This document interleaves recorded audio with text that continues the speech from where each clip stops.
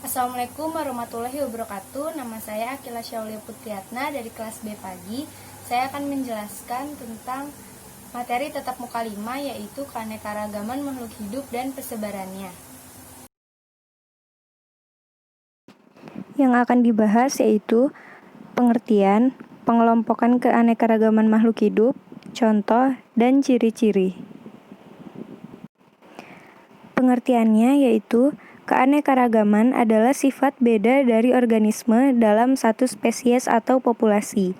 Dengan adanya sifat beda akan terjadi variasi atau keanekaragaman dari organisme dalam suatu spesies. Jika kita mengamati sifat-sifat yang ada pada makhluk hidup, baik itu hewan, tumbuhan, maupun manusia, akan terlihat adanya persamaan dan perbedaan. Hal ini terjadi karena adanya sifat-sifat menurun dan adanya pengaruh lingkungan. Hewan, tumbuhan, dan manusia juga mempunyai variasi, antara lain dalam bentuk, warna, dan juga dalam ukuran.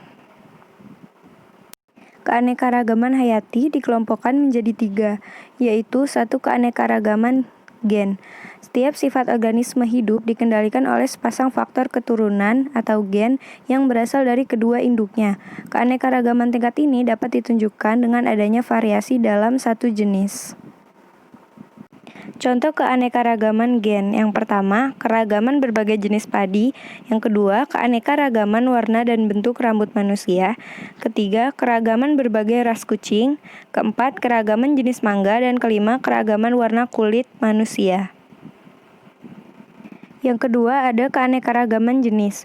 Keanekaragaman ini lebih mudah diamati daripada keanekaragaman gen. Keanekaragaman hayati tingkat ini dapat ditunjukkan dengan adanya beraneka macam jenis makhluk hidup, baik yang termasuk kelompok hewan ataupun tumbuhan. Contoh keanekaragaman jenis pada hewan. Pada tingkat genus Panthera ada singa, harimau, jaguar, dan leopard. Genus Bos yaitu sapi berpunuk, sapi potong dan perah di Eropa, dan sapi asli Indonesia. Pada tingkat famili ada famili Bovidae, sapi dan kerbau, famili Canidae, serigala dan rubah, dan famili Felidae, harimau, dan juga kucing. Contoh keanekaragaman jenis pada tumbuhan. Pada tingkat genus Citrus, jeruk bali, jeruk nipis, dan jeruk manis. Pada genus Musa ada pisang buah dan pisang serat. Tingkat famili Poaceae ada padi, jagung, gandum, dan alang-alang. Famili Zingiberaceae ada kunyit dan juga jahe.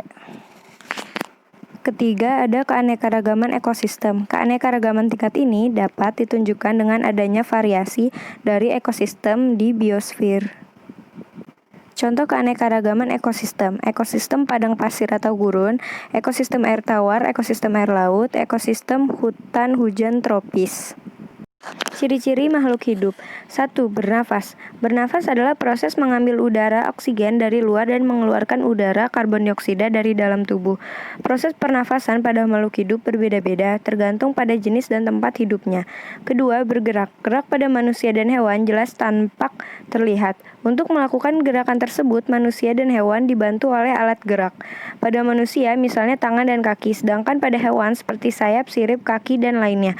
Selain manusia dan hewan, tumbuhan juga melakukan gerakan, tapi gerakannya tidak mudah dilihat. Contoh gerakan pada tumbuhan adalah menutupnya daun putri malu bila disentuh. Gerakan pada tumbuhan disebabkan karena ada rangsangan dari luar. Ketiga, makan. Seluruh makhluk hidup membutuhkan makanan. Makanan yang dimakan harus mengandung zat-zat makanan yang dibutuhkan oleh tubuh. Contohnya karbohidrat, lemak, protein, vitamin, dan mineral. Keempat, iritabilitas. Salah satu ciri makhluk hidup adalah respon terhadap rangsangan. Kemampuan makhluk hidup memberi tanggapan terhadap rangsangan disebut iritabilitas. Rangsangan dapat disebabkan oleh faktor luar tubuh, contohnya mata kita akan mengedip bila terkena cahaya yang silau.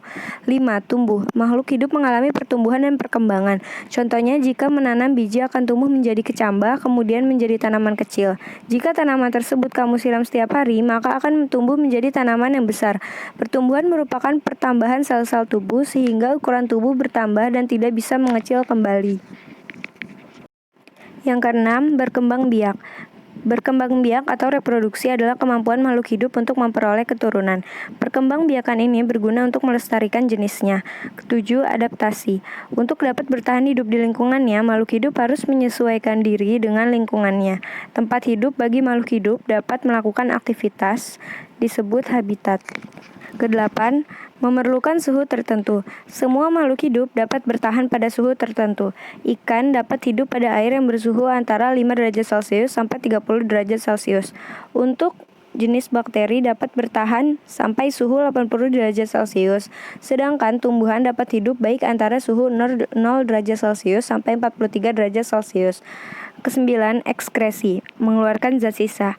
Zat sisa dari proses reproduksi harus dikeluarkan, jika tidak akan menimbulkan racun di dalam tubuh.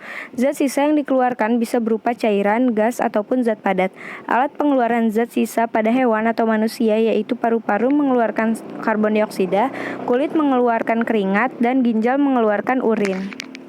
Sekian penjelasan yang saya sampaikan, kurang lebihnya mohon maaf. Terima kasih. Sekian dari saya. Wassalamualaikum warahmatullahi wabarakatuh.